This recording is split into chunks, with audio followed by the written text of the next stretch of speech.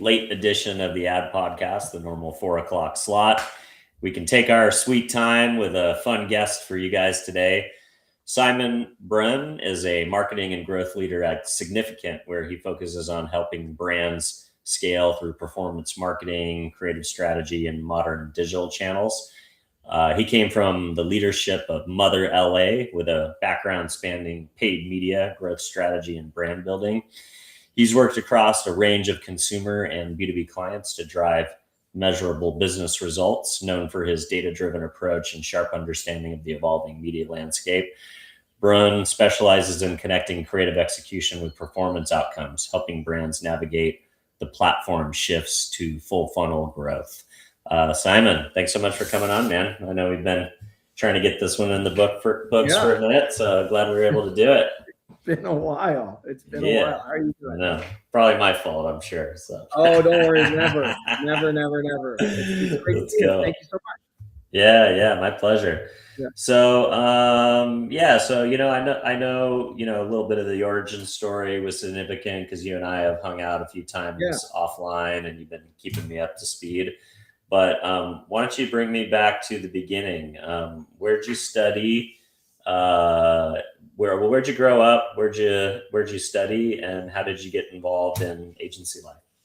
Sure. So going all the way back, I'm from Canada. I'm from a town called Hamilton, Ontario, which is about an hour out of Toronto. Grew up there and all that sort of stuff. And truthfully, I think I actually went to school at a university up there called the University of Waterloo for computer science. I have a computer science background, so started in a completely different place. And I think the thing that kind of struck me was I loved the problem solving of computer science. That was truly what I fell in love with, was this idea that you can kind of conceive of something, and then you can find a way to actually make it work, and then it works, and oh my God, you've created something kind of out of the blue. And that was really cool and really thing. The problem was I actually hated coding. I actually hated programming. I loved kind of connecting the dots and figuring out the plans and all that sort of stuff. But then it actually was okay, now go make it. I'd be ooh. So needless to say, this whole vibe coding moment has been very wonderful for someone like myself. I can imagine. Yeah, because it's when you have a elementary understanding of coding, it makes the vibe coding thing go on steroids, right? Because you actually are building stuff that works. It doesn't just kind of look cool. Yeah, I think the thing that look, and I want to be clear too, I do think computer scientists and programmers and stuff, as a practice, there's still immense value in that regard of vibe coding. And I think a part of that is understanding how coding works. You know what I mean? Because when you know that, you can then get into vibe coding and kind of start to build sort of things based on an understanding of if I ask it to do this, it'll do it right. If I ask it kind of this, it's gonna completely fall and all that sort of stuff. Anyways, okay, so I graduate with a degree in computer science. I realize I don't like coding, which is kind of a problem for someone with a computer science. And I got a side. It's funny. I actually got a side kind of gig at the time through a friend who was at. So in Canada, we didn't have MTV. We had Much Music. That was the MTV of Canada. And they were starting to do some sort of scripted comedies and things like that. And I got sort of the opportunity to do a bit of writing on that. Wow. And through writing on that, I was doing it on the side, selling scripts for literally peanuts. But I was I really like this. This is fun.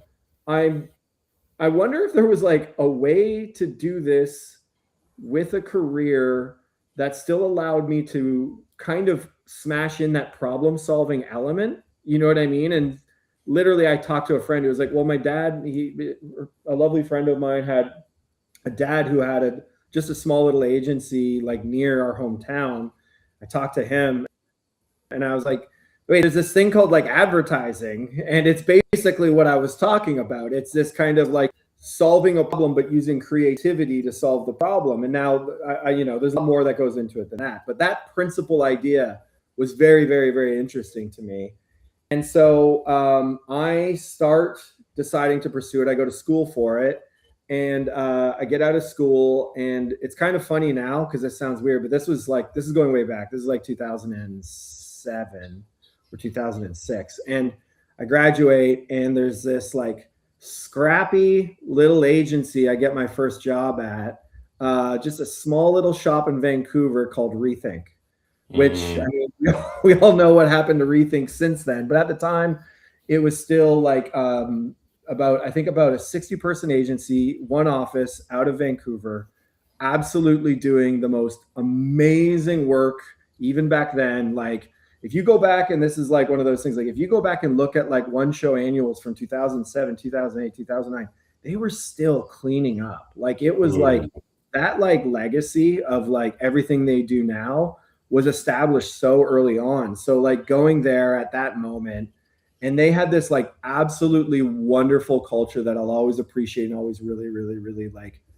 I really try to take to everything, which is like, if you were hired there, you were hired there to do work. You weren't hired to just kind of like sit around and learn from the pros. Like they were giving you jobs to teach. And, you know, the way they kind of did it, I remember Chris Staples, the founder, he was like, we're going to give you these little weights, and these little weights are just so that you can build your muscles, so that we can do bigger weights. And the little weights start as like copy, like just write lines for a coupon or something like that. But we want them to be up to the standard of Rethink. You cannot, you know what I mean? Like I remember writing like a headline for A&W, which is like a fast food company up in Canada. And we got a few of them down here, right? Okay, yeah. And like they had like the level of rigor that those lines had to be. Like I would write hundreds and hundreds and hundreds. I'm not exaggerating, like literally hundreds for a coupon ad. But it just raises that standard. And then the other thing that they did such a terrific job of at that time was that like everyone who was there was a part of it. So you do this sort of like, you know, creative town hall once a week where everyone would show what they're working on. And if you got the line on the coupon, they would make you stand up and say your line on the coupon. And if they liked it, like it was like being in like the SNL like writers room. If they liked it, they laughed, you know what I mean? And stuff like that. And so your goal every week was also like, okay, they gave me this, I got to make the most of it. And I got to try and make these people laugh. And if I can make them laugh, then I'm on to something there. You know what I mean? So it was like it's really, really like great culture even back then. Left there, went to Toronto to work at John Street, was at John Street for a year and a half, had a great time there, wonderful leaders there. And then from there, did some work that managed to get me some awards that allowed me to go to the States. And so I was pretty quickly in San Francisco at Goodby, which is like, again, another fabulous place to work. And then from there, spent some time at Chiat, and then finally ended up having the privilege of Joe Staples asking me to be CD at Mother when they were opening up their LA shop.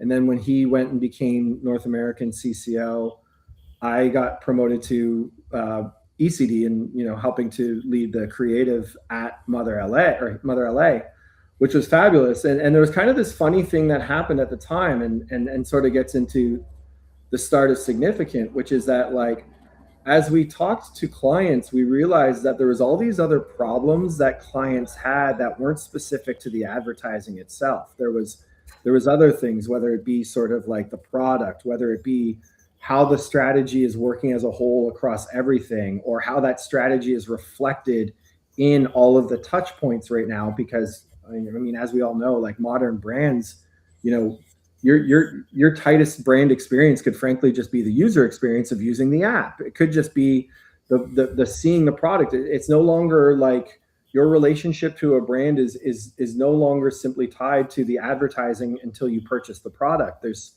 so many different ways now that thing manifests. So we started kind of thinking about that a little bit deeper and thinking about like, how could we build a company that could come in and actually like help solve marketing strategy problems, while applying kind of giving people market advantage, giving people advantage through go-to-market, through comms, through brand, through all of those wonderful things. And that's how was the genesis essentially of starting Significant with myself and my two wonderful partners, Roman and Jessie. And Jessie's the head of strategy. And she's literally the most brilliant strategy mind I've ever worked with. So Wow. it's been absolutely fantastic. And I don't know, did I go too long? Did I go too short? No, How was I love it, man. I love it. I think that's a pretty good recap. yeah. Yeah, so you've got to work at some, amazing shops both in Canada and in the US. And I feel like, it's kind of a trend right now of like these smaller brand consultancies, this kind of like mighty, skunk Mhm. ops team who can go in and, you know, um, solve big problems for clients. So, you guys are relatively new into it. So why don't you tell me like, how's it been, since hanging up the Yeah. shingle and starting things, and, what types of clients you're working on and what types of projects are you guys solving for? Yeah, absolutely. I mean, we've had, I mean, I think like there's so many different ways to answer this question, right? Because like there's obviously the like, okay, a year of starting a company, if I knew everything I knew back then, it'd be a completely different story. But I think like with starting a company, the way I always kind of thought about it and the way we thought about it was like, it's like having a thesis on what you think the market needs, right? Like Yeah. you have this kind of summary of like, I think the market could use So X. it's almost like launching a campaign, launching a Yeah. business, huh? And you go like, I think the market needs this. And then what you're kind of doing over the course of the first year is you're going like, okay, I was like 60% on this. This they don't really need. This part over here is a way bigger deal than we expected. And then you kind of start to kind of see and position yourself accordingly and all that sort of thing. But like as far as significance first year goes, it's been absolutely fabulous. Like we've had a wonderful time. We've really been very, very appreciative of clients who've let us come in and solve big problems that they're dealing with. You know what I mean? And we've had the privilege of working with a lot of really, really wonderful clients. We just had our 1 year video go out recently that was just sort of thanking all of them. And I know I won't be able to remember them all, but like, I mean, we did some wonderful work with Salesforce, with the Bank Santander, the Infatuation at Chase. We've done some work with Yerba Madre, Hasbro, like Peloton. Like there's a lot of really wonderful clients that we've been chatting with and working with through all sorts of different problems. And I think that's been part of the joy of this too, is that like I came from the world of advertising. I'm immensely appreciative and I will always love advertising, but you're solving different kinds of problems with different techniques. You know what I mean? Not every solution inevitably ends in advertising. In fact, we haven't made any advertising. We don't really make advertising, to be totally honest. What we do is we try to solve problems. And when you come in saying we're here to help solve your problem and give you market advantage, it's amazing what companies will talk to you about and what's really keeping them up at night. And just the joy and satisfaction of working with some of our clients on some of those problems has been like, and like as a kind of engineer at heart, like a dream. I love that. So, has it been hard at all from going from, a traditional model where, you get a brief for, Yeah. hopefully, I feel like every creative agency always ends with like, how do they get work on television or work in Right. that, like, it might not be living in the pipes of television, but television quality film Right. that's supposed to go either in digital channels or in movie theaters or on moving boards or whatever. It's like that was always the goal, was to like Yeah. create a spot, right? Yeah. Yeah. Create a Yeah, film, an output, maybe an activation, maybe something else, but yes. yeah, for sure. Yeah. So, has it been hard at all as kind of a creative that's grown up in some of the storage shops where I'm sure you did a ton of that Yeah. kind of work? Has it been hard to reorient your creative process around this new model of like identifying problems and being completely agnostic to the medium as far as solving that problem? I personally, I love it. And like, let me like as a, it might not for everyone. Do you know what I mean? Hmm. Because like Yeah. the thing I've learned about what I loved about advertising was kind of what I was discussing with respect to kind of like that moment after writing, which is like, I always loved the idea of solving a problem with creativity, but that's and this is there's different flavors of that for different creatives. Like I've met a lot of creatives who I know for a fact dive and obsess and love and pour into the craft on a level like the act of filmmaking on a level that really is what drives them in the process of getting to great advertising. So for someone like that, when it's like, well, forget that thing you love and now start focusing on problem solving, it probably wouldn't be particularly enjoyable. But for someone like myself who's programmed the way I am, like this is like the dream. You know what I mean? Like we're being given subs to really high level people problems that they need help.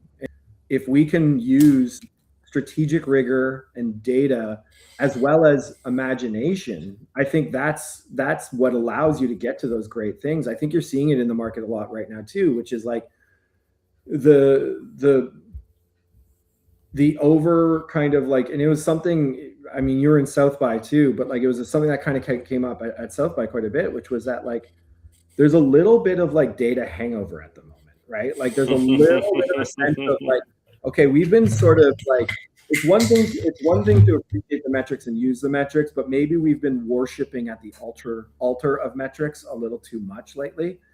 And I think like the reason why that's so interesting is because it's happening at all levels. And if you can come in and you can show like, listen, everything we're going to do is going to be informed by data, but it's going to be informed by data to get you to something and a solution that just simply looking at the data would never get you to.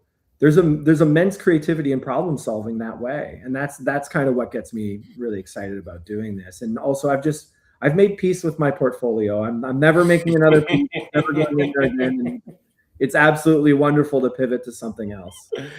I love it. Yeah, the big buzzword of Shop Talk this week was, "Are you data ready?" You know, it's like, what the Yeah, fuck does that mean, data ready? It's like, you know, what are some other examples that are you like? I don't know. Are you data? I can't even remember, but I talked to a pretty smart dude who was kind of telling me that data ready is just a fancy word that, the consulting companies right now are using to sell, big consulting projects. But, I suppose there's some degree of truth in that. Like with the amount of data that you have, and now that you have AI as a synthesizer who can kind of, yeah, basically bring what I kind of think about it as is a way to bring your data to life. hmm, You can put your data into one of these LLMs and get it in a data lake or a clean room or whatever you want to call it.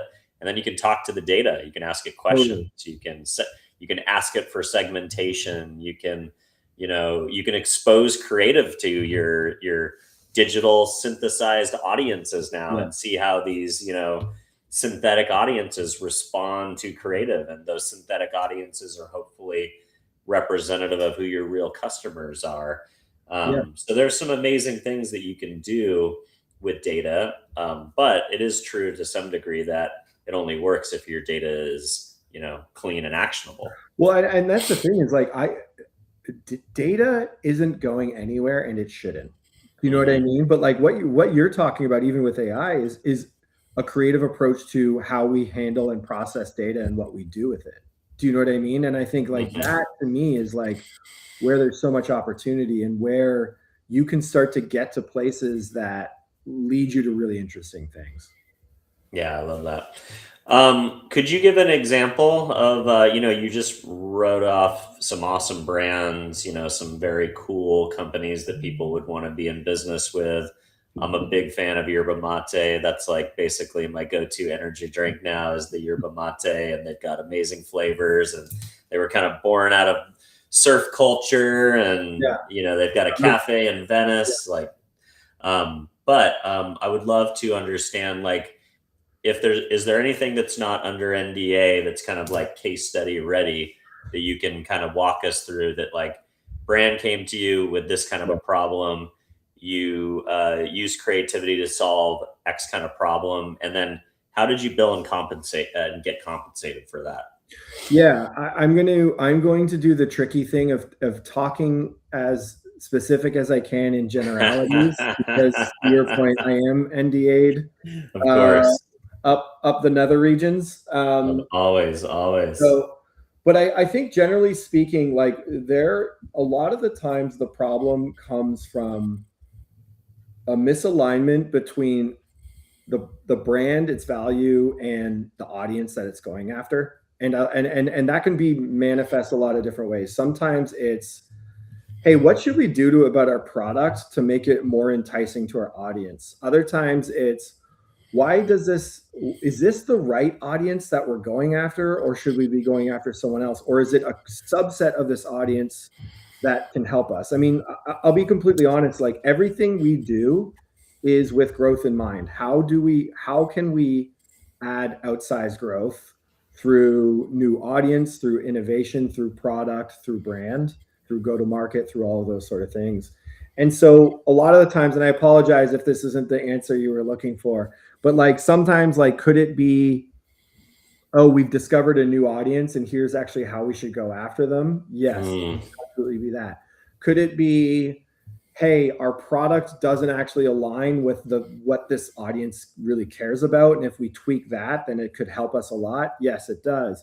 Is it about finding a way to, literally like improve usage and things like that? Is it finding a way to build a better product? Is it finding a way to like think about the category differently? Because I think that's another big one too. But fundamentally, everything we're trying to do is always just in service of market advantage to build growth in some way, shape, or form.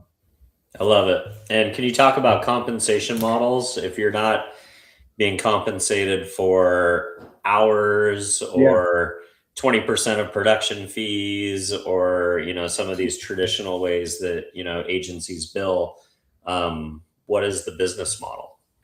It might be one of the most simplest parts about us. It's just project based.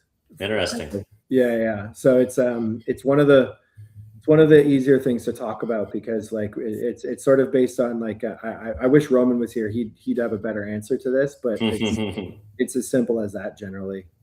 Love it. All right, we made it 22 minutes in, and we haven't really talked about AI yet, but let's get into it. Okay, let's talk about AI. Yeah, well, I feel What's your take on AI? it's a good question.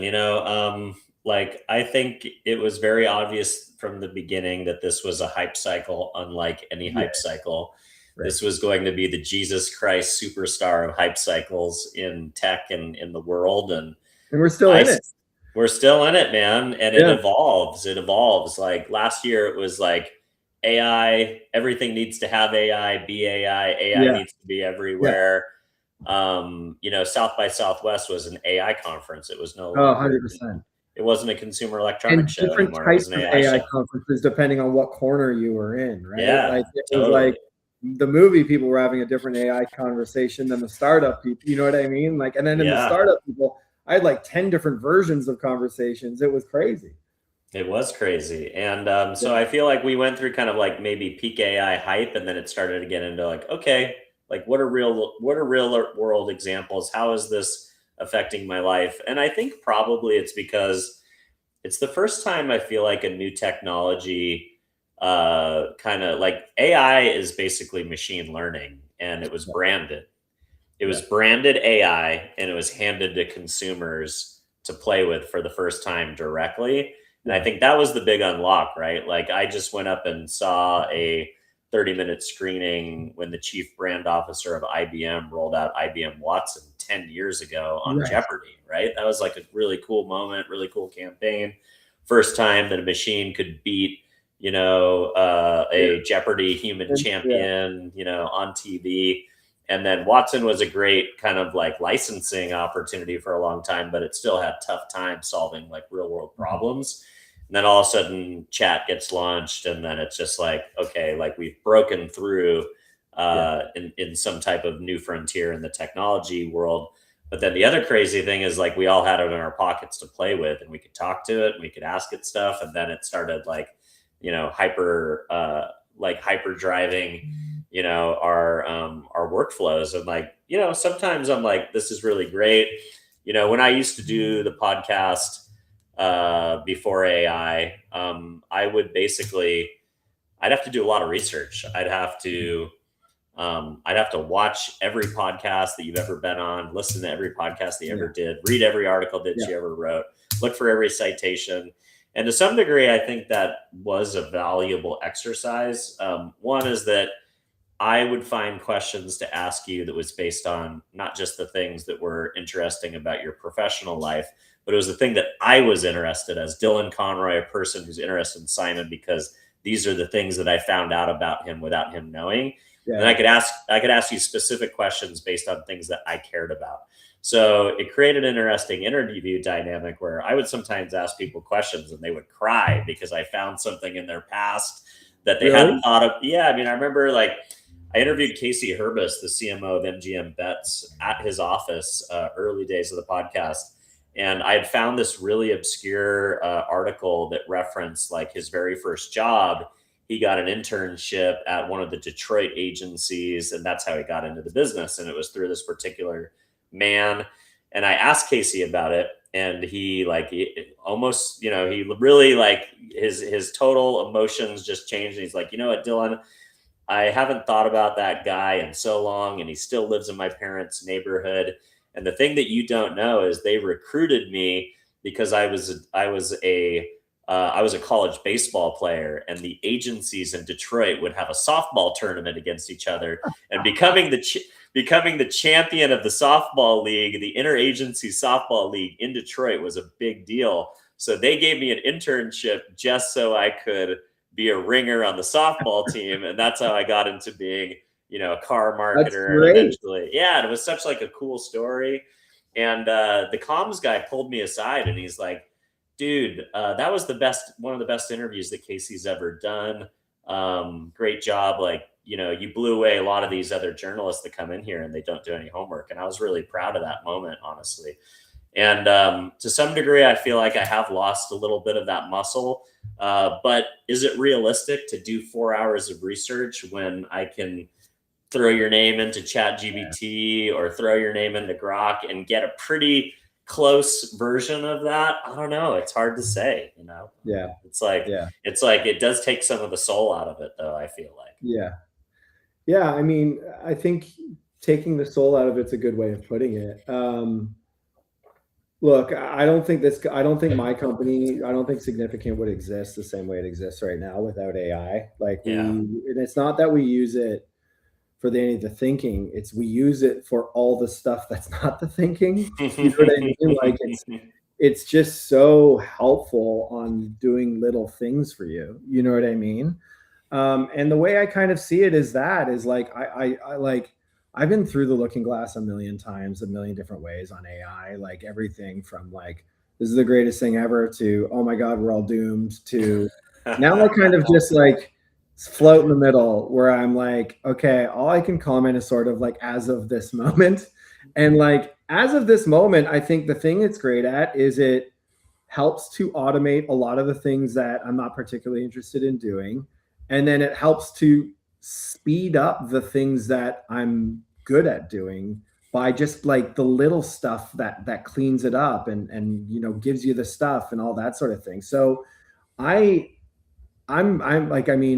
very pro AI because like it's also kind of crazy not to be at this point, if I'm being honest. I understand it, but I think like, I find it to be so helpful. And I'm not at this moment, I'm speaking to at this moment, and I'm not scared of it replacing me. Like if that makes sense. Like I think I'm definitely not scared. Not the value that Significant brings to a problem. It's giving us the freedom to spend more of our energy solving the problem. Yeah, well, if I think of anything, like, everybody's all freaked out because, Omnicom laid off 4,000 people and, there's all this consolidation at the top of the funnel. But if you look at the independent scene, I think we're about to hit a renaissance of independence because guys like you and two buddies spin out and listen to the rock star, client list that you guys have already been able to amass. And like you said, I imagine that takes a certain level of like, you would have had to have a lot of support team to probably, totally. to support those types of projects in the past. To that point too, and like this is like a shameless plug. Like if you are an ad agency, like reach out to us, because like the one way that we work all the time too now is that like we get to a certain level, but we don't make the ads. So we often get asked like, okay, well, what's the great independent ad agency we should work with next? You know what I mean? After to do the handoff thing. And we obviously have like some that we've had tremendous success with, and others that we're dying to work with and haven't had the chance to yet, and that sort of thing. But I think like to your point about that sort of like the old world was like, that was all like one sort of singular thing with immense amount of support around it. Whereas now, like if you're a company and you can go, cool, we're going to grab this amazing strategy company to do this thing. Apologies for the calling myself amazing, but and then we're going to grab this amazing ad agency to do the thing that they're terrific at. You have all this level of expertise at these specific things that now inform and can do so much more. I mean, like outside of advertising too, like we get asked about, tech stack people, digital people, like activation people that aren't even in marketing per se, but maybe do infrastructure and things like that. So it's like this ability for organizations now to just take the best of the best at specific things and then connect the team that you need. I think to your point, I think that's what's driving the renaissance to some degree. Yeah, I love it. I was just working on a project. I have a water filtration client that's buying a bunch of podcast spots right now. And, I was hoping that this media company would write the spots, because I feel like that's like the added value these days of like, hey, you place a buy with a podcast network, you write the spots. I don't want to write the spots. I'm a fractional media guy, I'm not a copywriter. But, my client had sent me a zip file with literally 10 documents in it. Huge, I've read them before, but it's a lot of information. I grabbed that zip file into Gemini, 30-second spot for a podcast. Man, it was pretty damn close. Like it got because it gets the timing of 30 seconds and it gets the key product features. And, there's some things that I would change in the positioning and the tone and like make it sound a little bit cooler. But in some ways, that's the influencer's job, right? Mm-hmm. Like if the host, podcasts are like an influencer buy. I'm going to give the influencer a script, but I hope he doesn't read it. I want him to. I want him to their voice. Yeah, I want it to be in his voice anyway. So all I want is key product features, call to action, boom, boom, boom, and it pretty much got that part of it right. It's interesting. It's crazy. Yeah. I mean, again, all you can do is talk to this moment, right? Exactly.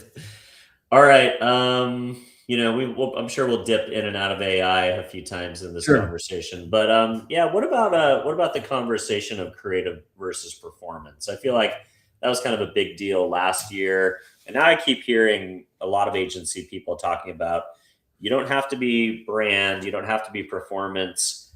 Good branding is performance marketing, and they should be the same thing. I'd be curious where you think about that. This is sort of like the truth of the matter is like, it's funny because this dips into so many different corners that I could talk about forever, but everything there's not many mediums now where you can't purchase pretty directly from the medium itself. Do you know what I mean? And that to me is like sort of changed things where it's like your whatever you create can drive purchase. Everything you do can drive purchase now, because if you capture something wonderfully or capture someone's attention and they find relevance in that moment, unless it's like traditional TV, everything else, it's like you just click and you're the thing and then you buy it. Well, especially stuff like retail media networks, right, or like or TikTok Shop. And all these things are becoming way more popular and way more common. Yeah. So it's like this thing of like, it almost feels like we're talking about like like that conversation isn't going away, but I don't think it's the conversation we should be having, which is just like, to your point, like how do you make sure that everything is in service of achieving your marketing goals? You know what I mean? Because like I can give the old, like, like how long ago was the long and short of it written? Was that like 15, 20 years ago? But that idea of basically like brand does this and it increases the performance of your performance, but it's very important, even though it's more nebulous. Like I totally still buy that and agree with it, but I think also the conversation has evolved where it's like if you're thinking in these terms, I think there's a bigger conversation to have about reframing how to think about this. Mm. Yeah, it's interesting. I don't know. Have you ever scanned a QR code on your TV? You know which one I scanned? I scanned Which one? the Coinbase Super Bowl one. Oh, yeah, I love that. That's a great example. That's like the one that's like the outlier, right? Because it was an early use case in QR code, but in such a big media moment. And the problem I think with the QR code is it's banner blindness now. It's like Yeah, every YouTube ad has everyone. one, Yeah, so why if you just yeah, forget about it? It's just like annoying, right? But yeah. then when they did the Coinbase one, and it was literally the only thing popping around the window, and you didn't know what it was, and yeah, I don't even think you knew who the brand was. It was No, like no, you really, didn't. The yeah, genius of it, the thing I thought was like so great about it, and this is like a weird, it's like a craft thing that's not a craft thing, but such a craft thing, was the amount of time. Because like mm, I literally, like I thought about it afterwards, where the amazing thing about it was it starts happening and it's up there. And I think it was a minute long. yeah. And It wasn't a short like a yeah, 15 and when you second. It was a first see longer it, you one. don't notice what's going on really. Yeah. And then like the second 15 seconds, I'm like, okay, well, this is weird. And then like when that like 45 second hits, that's when I was like, okay, I'll bite. And I like Yeah. scanned it. You know what I mean? But had it been a 15 or a 30 or something like that, I don't think I would have scanned it. I don't think it would have worked. I think it would have been sort of considered like this, like, oh, they tried to interrupt the internet, the Super Bowl sort of thing. But instead, it literally crashed the website. It's amazing. So Like it great. was so good. Do you think they tested that user behavior? Do you think they like did some versioning to see like how long it took people to action on the I code? don't know. I mean, I'm friends with Joe Staples, the Yeah. current CCO at Coinbase, so I should ask him because I'm sure he knows the answer. Yeah, I would be curious about Yeah, that for sure. Going back to like the channel is the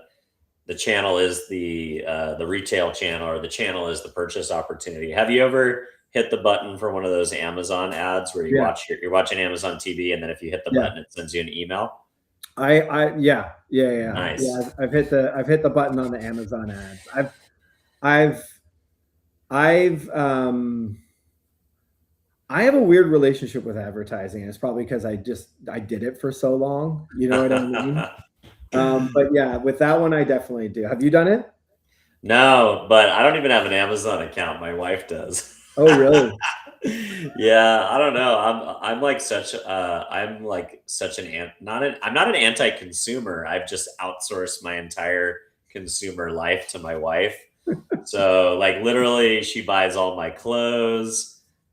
She buys definitely all of the food and the household items. She picks where we go on vacation.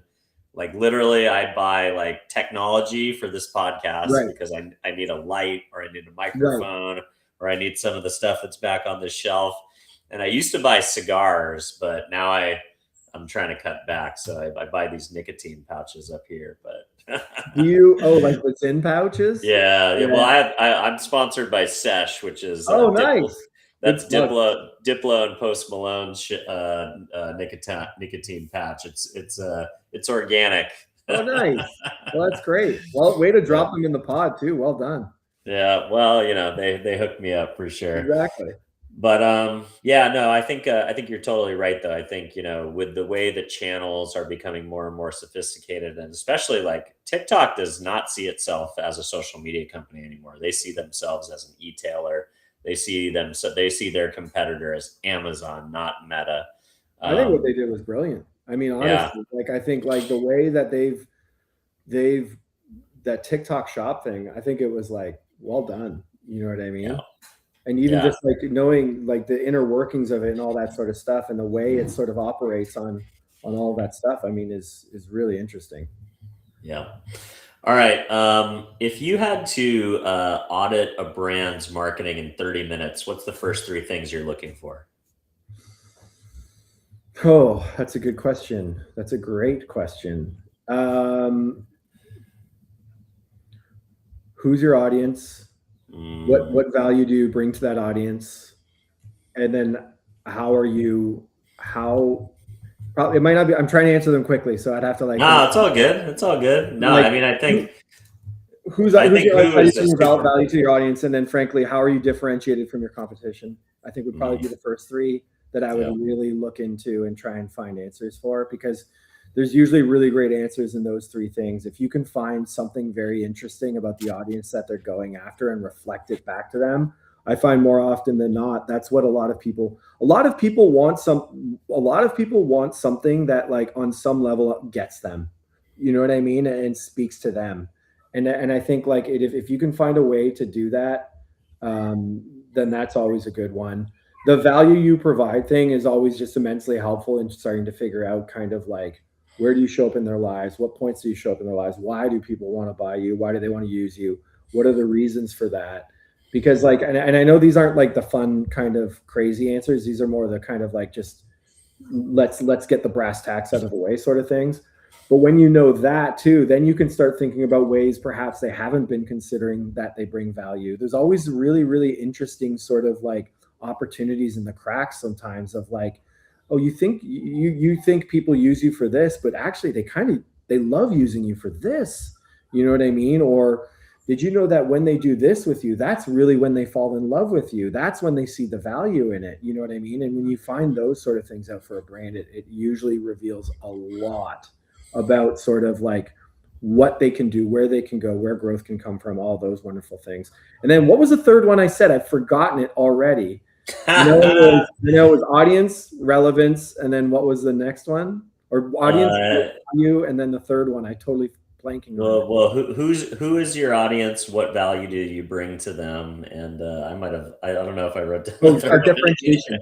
Oh yeah, product I think differentiation yeah. is really, really, really important too, because I mean, obviously, like, I don't know, there's only so many like quote unquote like flying car brands where it's like they're selling a product that is so differentiated that like the moat is the product itself. Generally speaking, there is some sort of, at least even if it's not a huge competitor, some form of competition within the market. And I think if you can find that thing that distinguishes you from everything else in the market, that also amplifies your opportunity to find the right audience and frankly, how you provide value to them. So it's like such a key driver to those things, because I think like brand is one of those like wonderful, incredible things where when you get that kind of differentiation done correctly, it self-perpetuates. It does, just like everything you do suddenly becomes in service of differentiation when you really nail it correctly and identify it. But you know, I could go, there's probably 6 more questions after that I would start to think about, but those feel like 3 good ones to figure out and start to get to know as you kind of dive into a brand's marketing. Yeah, I think that's really important. You know, it reminds me of this conversation that I heard at IAB this year. Have you heard Zach, the OG go-to-market for OpenAI? Have you heard him do a talk yet? No. Dude, it's gnarly. But you know, his prediction is that, you know, we've been hearing for like, you know, there was Internet of Things, connected devices, smart toasters, all that stuff for a long time. But the thing that was missing was AI. AI was the operating system to make all these smart devices talk to each other, connect to the internet, be agentic, and actually like do shit for us. Yeah. And what Zach's saying is we're not in the far distant future where you're not going to order your groceries anymore. Your refrigerator is going to do it for you. Yeah. And it's going to be based on the fact that there's no milk. You know, I went to the coffee this morning and there was no milk, and I had to put almond milk in my coffee, and I was not a happy camper. Yeah. Well, if you were, I mean, And, like, honestly, like to that point, like if you're building a brand and you need differentiation, there's this really interesting thing happening right now between, like, in this world of everything was always search engine optimization. But as people are getting into like AI optimization, what they're noticing is that AI picks up on brand moments, on big spectacle, on the things you did that differentiated you from the competition. Whereas like SEO and a lot of that kind of world was really built on like, how can I bid the best bid for the word that is going to be allows me to pop up at the right moment when they're searching for the right thing. You know what I mean? Like, so there was all this like there was the a lot of gamification too. yeah, There exactly. was a And lot now of it is ways to manipulate it. yeah, and now the conversation is becoming a lot more around relevance and differentiation because of exactly what you said. As we rely more and more on AI, it's going to be like, is it going to be the thing telling us the difference between the brands at some point? You know what I mean? And how do you make sure that that's built into its understanding of why you're different from everyone else?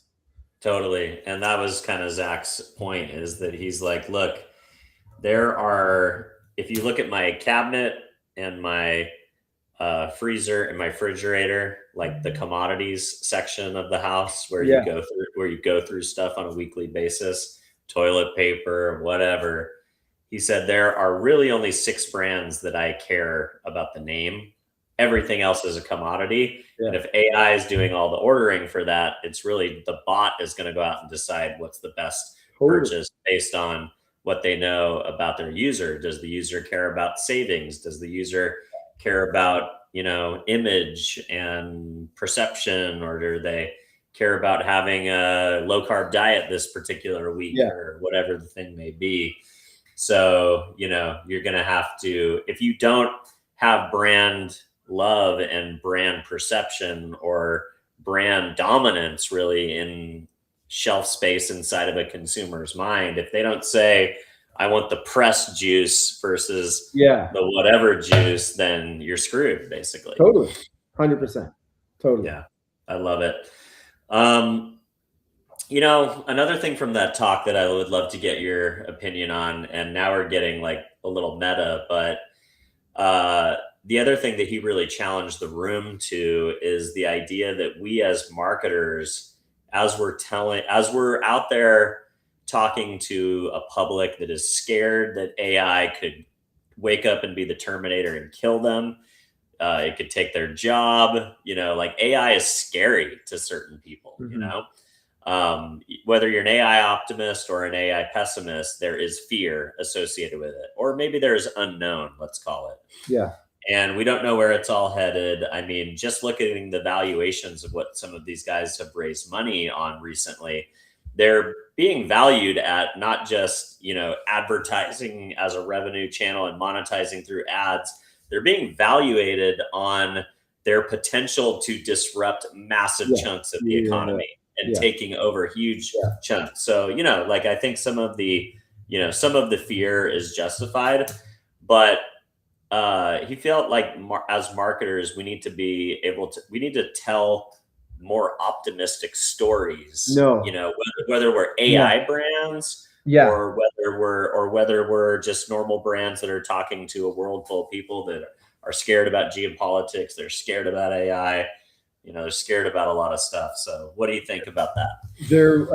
You actually catch me at a great time, because at South by, the best thing I attended was this talk by this incredible talent of a person named Matt Klein. And he does, I'm going to butcher the title, but he does something like trends and something at Reddit. He's got a big title at Reddit, head of trends in the future or something at Reddit. And I apologize for not knowing it, but he did this whole talk about how there's essentially the way to get people interested in this moment. Like, he outlined everything he said. This is a moment of like immense fear, immense disruption, immense confusion, all these things. And it was this great chat. And essentially what he said at the end of it was like, the way to be relevant and interesting to an audience that is already scared and unsure of the moment is you need to be optimistic about the future, and you need to show them that they have control over the future. Because if you can do those two things, people are very interested in hearing those voices right now. There's a lot of negativity, there's a lot of confusion, there's a lot of uncertainty, and there's a lot of people who have already sort of like started throwing their hands up and going like, all right, I'm just going to lay here while the AI overlord sort of like and people and I think people don't want to hear that, and people don't want to think that. And it's also just like, what can you even do with it? You know what I mean? Like it's so lacking kind of joy or even possibility. And I think when I walked away from that meeting and that conference just being like, yeah, I think that makes a ton of sense. And he has an incredible deck about this. But to your point, I think in this moment, if you can show excitement about the future and the ability to control it, and it doesn't have to be like you're an AI company showing people very specific, but just having that belief sort of like drive whatever it is in your brand, I think that's a big opportunity right now. Yeah, I think that's a great human insight. I think that's something that marketers, no matter what you are out there presenting to the public, I think those are a couple of core pillars to grab onto. Love it, man. Awesome. Well, Simon, always a great time to sit down with you and riff and get a little bit of your thinking. So if folks at home want to follow along with the thoughts that you're putting out into the world, or if folks want to learn more about Significant, where would you like to send them? Well, we have a website, significant.work, that you can go and check out if you're interested. It's due for an update, which we're constantly discussing and figuring out how to do. And then also we have a podcast as well, Let's go. But we have a podcast called Crack It in an Hour, where it's literally just one of us brings a problem and the other two have no idea what it is. And we try to go out and solve that problem in exactly 1 hour. And I think more than anything else, it's just you can get an insight into kind of our thought processes and how we work, and lateral thinking and deep thinking and all that sort of thing. It's just a fun exercise. And we've had some really wonderful conversations on it. So those are the first two that come to mind. But thank you for asking too. Yeah, of course, buddy. Well, always great to have you on. And for those of you who are watching at home, don't forget to give us a follow or a subscribe. If you're listening to the show and you give us an honest review, that's how we find a larger audience organically. And if there is a transitioning ad executive out there in the world who wants to hear a little bit about moving from, big agency life and those hallowed halls of statues and TV spots into the world of creative problem solving inside of this new paradigm and this new world that we are living in, or maybe somebody who's an AI optimist, or someone who's maybe a little bit scared of AI, or just somebody in general who you think would enjoy the conversation that I had with Simon tonight, don't forget to share the show. And with that, Simon, I will see you in LA. I will see you at Cannes. I will hopefully see you at all the things, but always appreciate your time.